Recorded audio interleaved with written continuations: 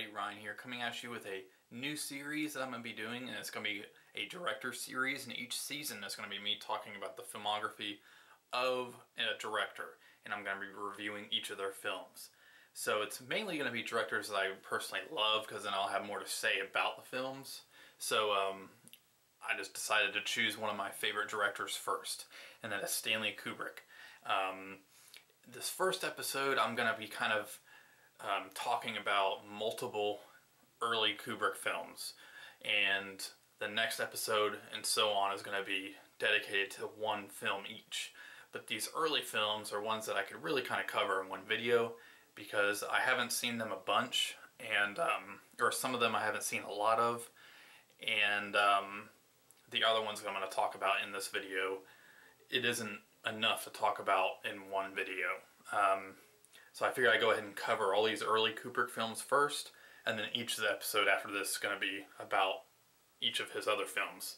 So as always, whenever I do these kind of videos, I always like showing off one of, any kind of memorabilia I have on the topic. This is one of my favorite posters I got in a frame, and it's just a Stanley Kubrick poster. It says, "Stanley Kubrick, the uncompromising director who created films that define generations."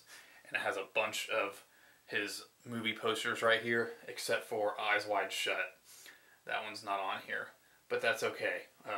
It still gets the point across, and I still love it. And I actually have it hanging over my stairwell. I just took it off and put it on the stand for the video.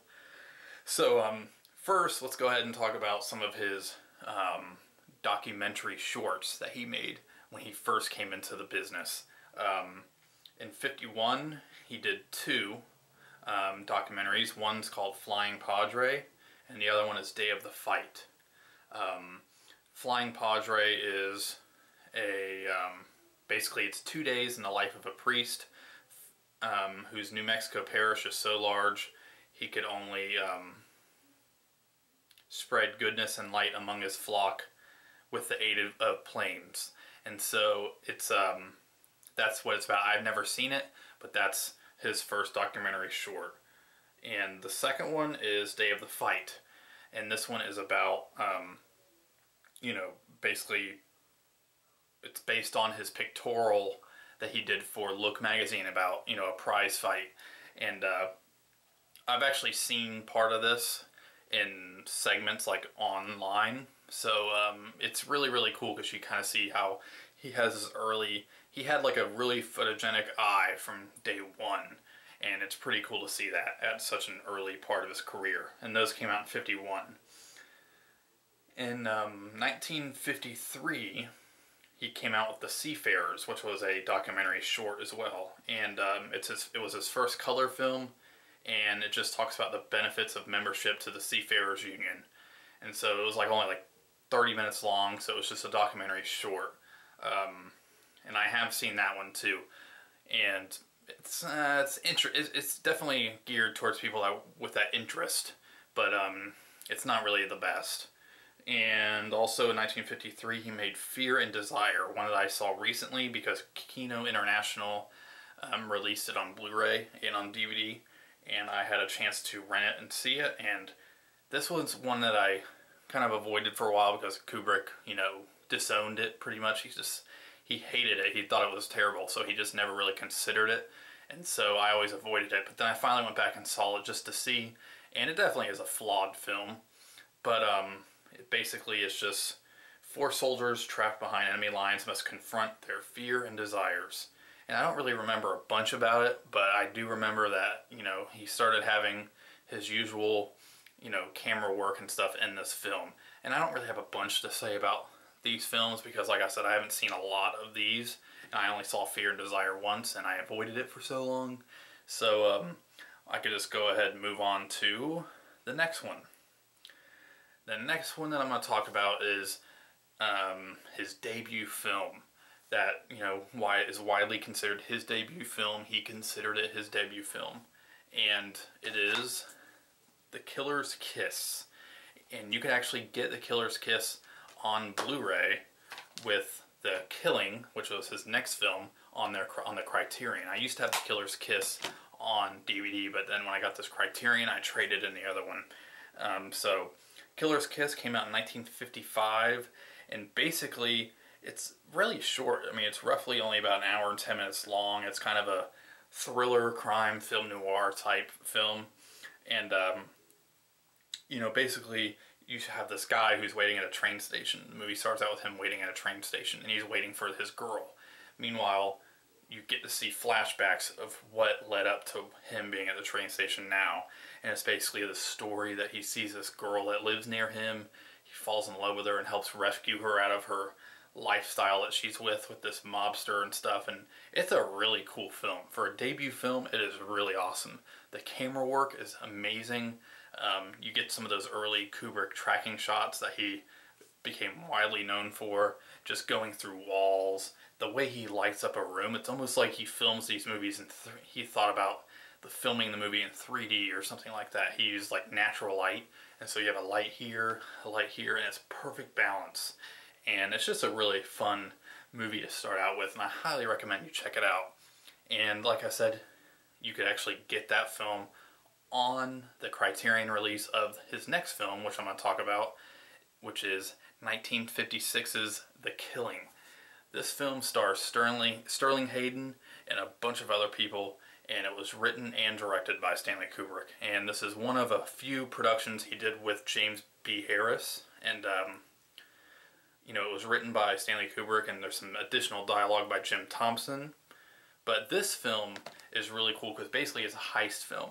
But it's kind of like an old version of like Tarantino, or, you know, just like the French New Wave style way of showing crime. It's non-linear. It's not, you don't see anything in chronological order. It's all non-linear storytelling, and it is brilliant. And you could definitely see how people like Quentin Tarantino and all these crime films of today really would not even exist if it wasn't for this film. And it's really short, and it's to the point, and it's really sweet, and it's narrated, and it's just a really, really, really, really fun movie. And Sterling Hayden is one of the greatest character actors, and he plays an amazing character in this film. And he's, you know, you want to root for the guy, but you know he's a villain because he's trying to do this heist. But he's just, you know, an awesome character. And I highly recommend you pick up this Criterion release of this film.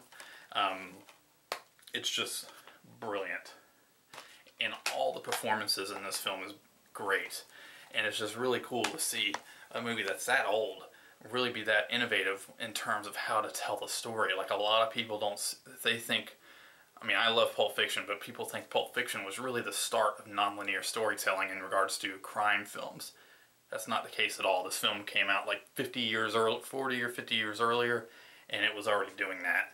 So it's definitely, Pulp Fiction, a lot of those are definitely influenced by this film, whether they realize it or not. And knowing Quentin Tarantino, he definitely was inspired by it, because I'm sure he loves that film. So, and the last film I'll be talking about in this video, like I said, I'm doing all the early Kubrick films in one video just to kind of keep it, each episode after this, at the same length, because I have more to say about a lot of the other films. So, the next film that he did was in 1957, and this has Kirk Douglas, and it screenplay by Stanley Kubrick, Calder Willingham, and Jim Thompson, directed by Stanley Kubrick, and it's another James B. Harris production as well, or produced by him as well, and that is Paths to Glory. And this is another Criterion release of Stanley Kubrick. I have 3 Criterions of Stanley Kubrick, and basically Paths to Glory is a really, really amazing and powerful World War I story about a group of men who are sent into battle, and they don't succeed in the battle, but because they don't succeed in the battle, the superiors, the generals, basically want to make, you know, they don't really believe that they tried, so they really want to make an example, so they put some of them up for trial, you know, for being cowards, when that wasn't really the case at all. And so it's really a anti-war film in terms of, you know, the men are really all the ones doing all the fighting, and the generals and stuff are just sitting up in their, you know, high society type places giving all the orders, and they're just, you know, what's the point? Why are we fighting this battle if the guys who have the issue are just sitting up in these, you know, buildings and all this stuff. And it's just really, really powerful in how it makes the statement, because it really is it's kind of a downer of a film, but that doesn't mean it's not a great film. It's really powerful, and it really contains some amazing tracking shots. There's a shot of Stanley Kubrick going through the trench, and it's just like a continuous tracking shot, and it's like moving with Kirk Douglas, and you're just like, man, this is a beautifully shot film. And in my opinion, it's the best World War I film. I like it over All Quiet on the Western Front, mainly because of the seriousness and how it tackles the topic that it gives you about what is really the point of fighting a war if the people who really have the beef are just sitting up in there, why don't they be the ones to fight? And so I highly, highly recommend this film. It contains some amazing performances and some really brilliant scenes, and just masterful camera work. And it's just Stanley Kubrick, started making masterpieces really early in his career. And so I highly recommend you check out all these films. And like I said, that one came out in 1957. And so that concludes this first episode of Stanley Kubrick Director Series. The next film in the series, of course, I'm either going to talk about Spartacus first or Lolita first. I'm pretty sure it'll be Spartacus because that was his next film.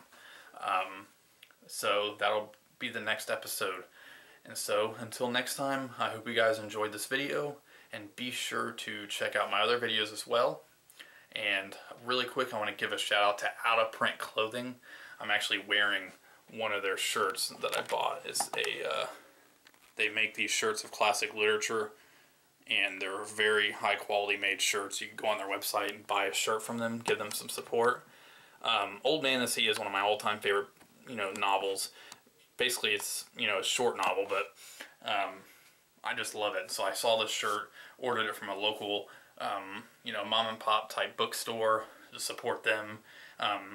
So I definitely highly recommend you go to their website, check them out, and you won't regret it. They're very well-made quality shirts. I wasn't going to mention anything about it, but I just love this shirt so much, I want to give the company a shout out. They're not paying me money to do this. I paid full price for this shirt.